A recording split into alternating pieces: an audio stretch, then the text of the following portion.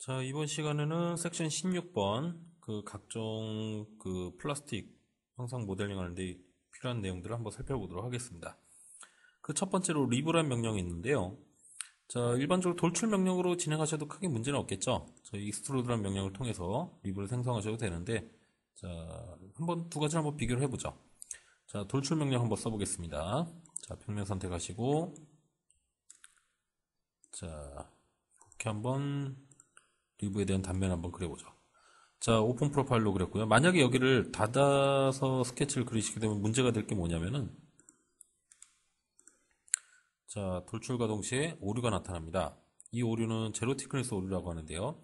보시면은 원통형 면과 이 지금 사각 단면 자체가 선접촉을 하고 있죠. 이러한 부분은 지구상의 어떤 물체라도 존재가 불가능하기 때문에 이런 경우는 에러가 나타나게 됩니다.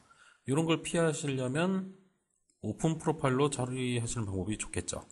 자, 이렇게 열려져 있는 프로파일로 스케치를 그리시게 되면 자기가 스스로 이 스케치를 끝까지 연장을 하기 때문에 이 원통면이라도 자기가 쭉 제로 티크니스 오류 없이 돌출 명령으로도 처리가 가능합니다. 자, 그러면 리브란 명령도 한번 써보도록 하죠. 자, 시널 기능 밑에 보시면 자, 리브라고 하는 명령이 따로 존재를 하고 있습니다. 자, 평면 선택하시고 리브에 대한 스케치 그린 다음에 자, 디렉션 방향, 그 다음에 사이드 지정하시면 끝나거든요. 일단 기본 디폴트가 패러럴 플랜으로 되어 있습니다. 그래서 저는 컨시너트 플랜으로 바꾸고 자, 가운데 평면을 선택하도록 하겠습니다. 자, 마찬가지로 스케치 그려주시고 체크하시면은 자, 그다음에 방향을 물어보죠. 리브가 생성되는 방향입니다. 위쪽 있고요. 왼쪽, 오른쪽, 아래쪽. 자, 이렇게 방향이 선택되는데 그 값에 따라서 이 옵션을 어떻게 지정하느냐에 따라서 적용되는 방식이 달라지기 때문에 그런 것만 주의하시면 되겠고요.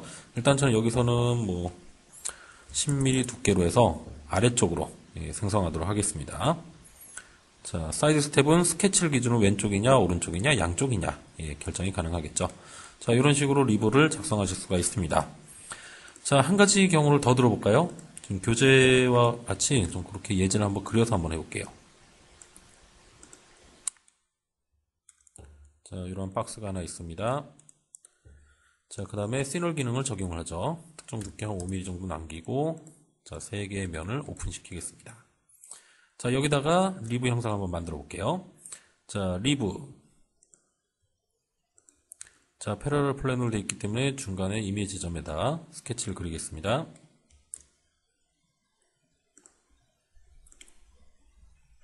자, 이렇게 한번 그려보자.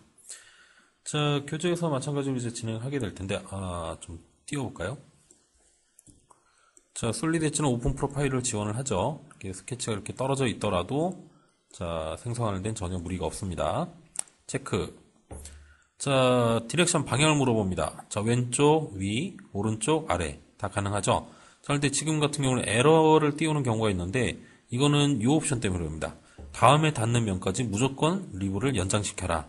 지금 현재 이 상황은 오픈되어 있는 상황이기 때문에 두 군데 상황은 적용이 불가능하겠죠. 오른쪽이나 아래쪽은 한계가 있기 때문에 요건 가능합니다. 만약에 이 타입으로 피니트 뎁스를 지정하셨다면 그때는 문제는 없겠죠.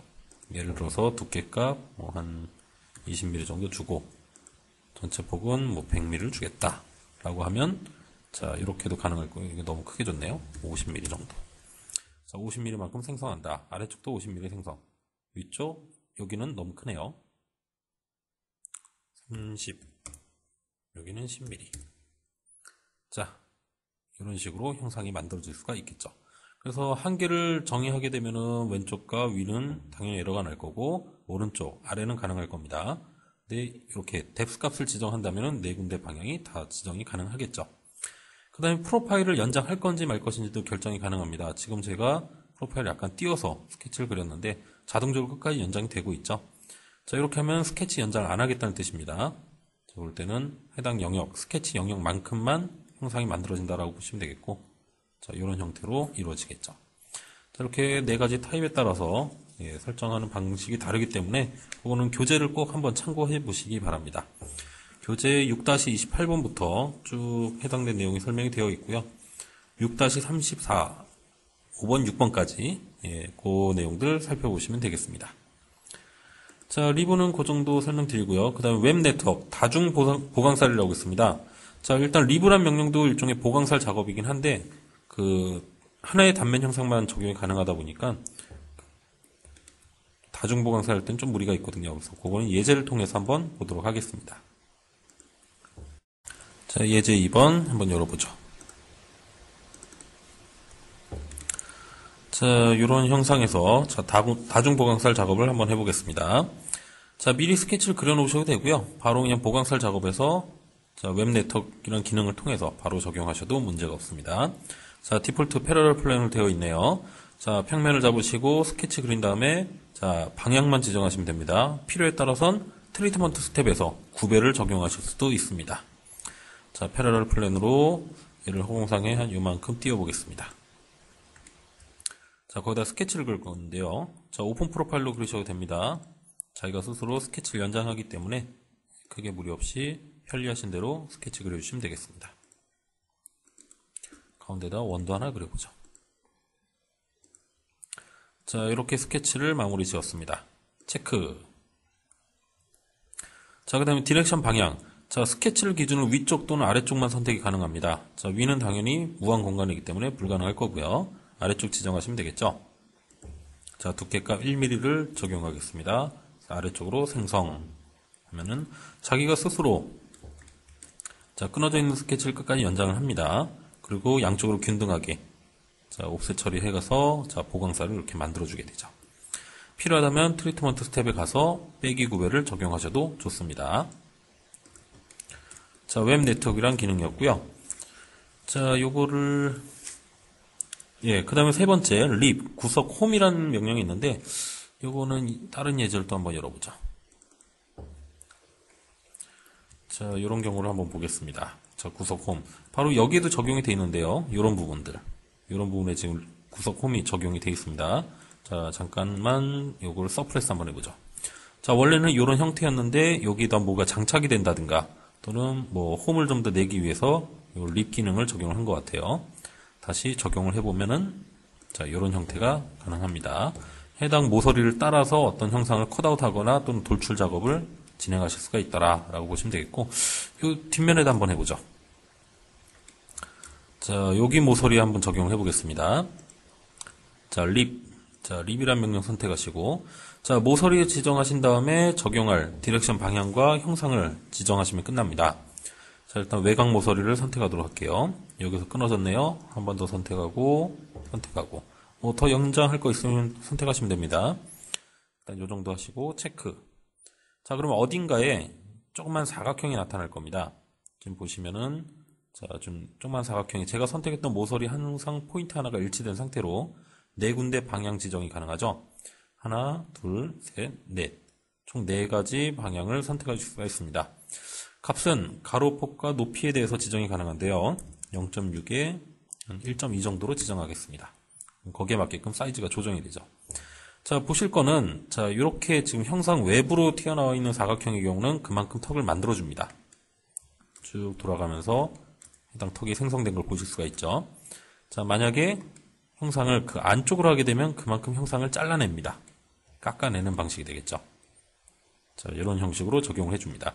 자, 립이란 명령을 통해서 하시게 되면 뭐 두 개의 부품이 결합을 할 때 한쪽은 그 턱만큼 생성을 했다면 반대쪽은 그만큼 잘라주시면 되겠죠. 그럼 서로 아구가 딱 맞게 됩니다. 자, 그런 용도로 립이라는 기능을 사용하실 수가 있겠고요. 그 다음에는 네 번째 통기구 설계가 있는데, 자, 통기구 설계는 저희는 뭐 예전에 뭐 슈퍼피처라고 뭐 얘기를 했었는데, 자, 미리 스케치를 그려놓고 적용을 하겠습니다. 자, 스케치 13번 미리 그려놓은 게 있어서, 자, 요걸 이용해서, 자, 여기다 통기구를 한번 적용을 해보도록 하죠. 자, 통기구 설계, 벤트란 명령 선택하시면은 다음과 같은 창이 뜹니다. 자, 요 통기구에 대한 기본적인 설정 값들을 하실 수가 있는데, 일단 대략적으로 제가 값을 한번 넣어볼게요. 자, 일단 립이라는 기능과 스파라는 쪽, 이렇게 두 개의 색상으로 구분되니까 그렇게 참고하시면 될 것 같아요. 외곽이 바운더리 구멍이 뚫리는 부분이고요. 리브와 그다음에 스파라고 하는 부분이 이렇게 형상이 만들어질 겁니다. 자, 리브는 0.5mm 두께로 적용을 하고요. 익스텐션 바깥으로 연장되는 거는 한 1mm 정도 적용하겠습니다. 그 다음에 옵셋. 윗면에서 얼마만큼 떨어지느냐, 떨어져서 리브가 생성될 것이냐, 얘는 한 0.5 정도 지정하죠. 그 다음에 뎁스, 여기 폭, 자, 리브가 생성되는 폭은 그냥 2mm 적용하겠습니다. 자, 스파 부분도 마찬가지고요. 얘는 조금 두껍게 하죠. 한 1mm 정도 지정하겠습니다. 그 다음에 외곽으로 연장되는 거 1mm. 옵셋 값은 리브보다는 좀 아래쪽, 그래서 1mm 주도록 하겠습니다. 깊이 값은 동일하게 2mm 적용해보죠. 자, 이런 식으로 설정해 주시면 되고요. 자주 설정하는 내용이 있다면, 자주 쓰이는 그런 타입이 있다면은 여기다가 세이브 세팅 해서 등록을 하셔도 좋습니다. 또한 필요에 따라서 빼기 굽의 적용도 가능하고요. 그 다음에 모서리, 뾰족한 모서리에 라운드를 적용하는 것도 됩니다. 일단 제외하도록 하겠고요. 오케이. 자, 그 다음에는 자, 네 가지 선택사항이 있네요. 자, 첫 번째가 바운더리 스텝. 구멍으로 뻥 뚫어줄 그 외곽 모서리를 선택을 합니다. 자, 이미 그려져 있는 거에서 최외곽 스케치를 선택하시면 되겠죠? 체크. 그 다음에 이제 리브가 생성될 부분들을 선택을 합니다. 여기선 원형 스케치들을 다 선택하도록 하죠. 자, 선택을 했고요. 체크. 그 다음에 이제 스파 부분입니다. 나머지 보강살 부분을 선택을 합니다. 체크하시고, 그 다음에 이제 디렉션 방향이죠. 당연히 스케치 위쪽에 그려진 거니까 아래쪽으로 생성을 해라 하면은 만들어지겠네요. 자, 이런 형태가 작성이 됩니다. 자, 뒷면 보시면은 바운더리 구멍이 크게 뚫리고, 자, 리브와 스파가 만들어졌고요. 외곽으로 1mm씩 연장하도록 했습니다. 그다음에 리브는 두께가 0.5mm고 스파는 1mm를 지정을 했죠. 그래서 이런 형태가 만들어진다라고 보시면 되겠습니다. 자, 이렇게 해서 벤트라는 명령까지 보셨고요. 자, 그 다음에 이제 마운팅 보스.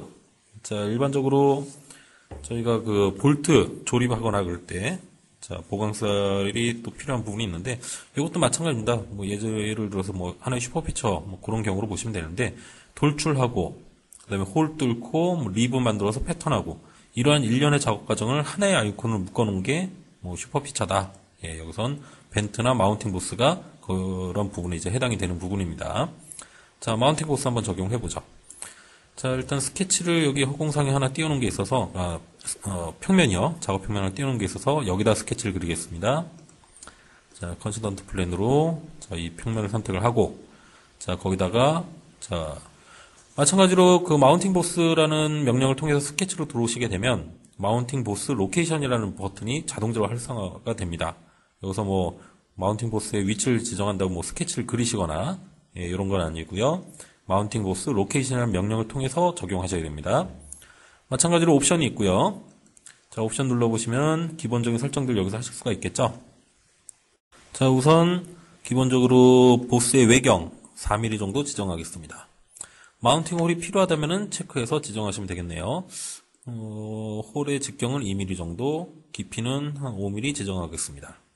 그 다음에 외곽에 리브 형상을 추가했으면 좋겠다 하시면 체크하시면 되겠고요. 리브의 개수 4개, 옵셋 위에서 3mm만큼 떨어진 지점, 여기서 3mm만큼 떨어지고, 여기의 각도는 한 15도 줄까요?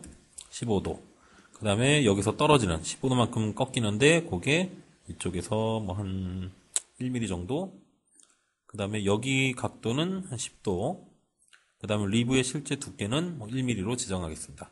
마찬가지로 빼기 구배라든가 라운드를 적용하실 수도 있습니다. 빼도록 하겠고요. 이런 설정들 많이 사용한다 하시면은 마찬가지로 세이브 세팅에 등록도 가능하겠죠. 자, 오케이 하시면은 자, 이렇게 스케치가 나타나게 됩니다. 원하는 위치에 이렇게 스케치 넣어주시면 되겠고요. 자, 연관성은 좀 빼고, 자, 필요에 따라서 이거 보니까 좀 꺾이는 게 좋을 것 같네요. 자, 해당 스케치 선택하시고 오른쪽 마우스로 프로퍼티즈 가시면 거기에 대해서 각도 부여도 가능합니다. 45도 정도로 한번 좀 돌려보죠. 얘도 마찬가지로 45도로 돌려보겠습니다. 자, 여기는 수직이고 여기는 45도로 좀 틀었네요. 자, 체크하고 마찬가지로 방향. 자, 허공상에 그린 스케치에서 아래쪽으로 생성하겠다 라고 하면 이렇게 형상이 만들어집니다. 지금 이 두 개가 지정이 안 된 거는 예, 아마 위치가 좀 안 맞는 것 같네요. 자, 이런 식으로 좀 띄워보죠. 네, 이제 됐네요. 자, 이런 식으로 해서 원래는 돌출하고 홀 뚫고 리브 하나 만들어서 패턴하는 이러한 일련의 작업 과정을 하나로 묶어서 마운팅 보스라는 기능으로 처리를 했다라고 보시면 되겠습니다. 여기는 45도 틀었기 때문에 이렇게 좀 돌아간 상태로 표시가 되겠죠. 자, 이렇게 해서 마운팅 보스까지 내용을 한번 보셨고요. 여기까지가 일단 기본적으로 그 플라스틱 제품 모델링 할 때 자주 쓰는 기능들만 일단 한번 좀 추려서 좀 설명을 드렸습니다. 전 시간에 그 씬월과 씬리전 쉘 기능에 대해서 설명드렸고, 이번에 리브부터 해서 마운팅 보스까지, 이 정도로 해서 플라스틱 플러스 형상 모델링은 마무리 짓도록 하겠습니다.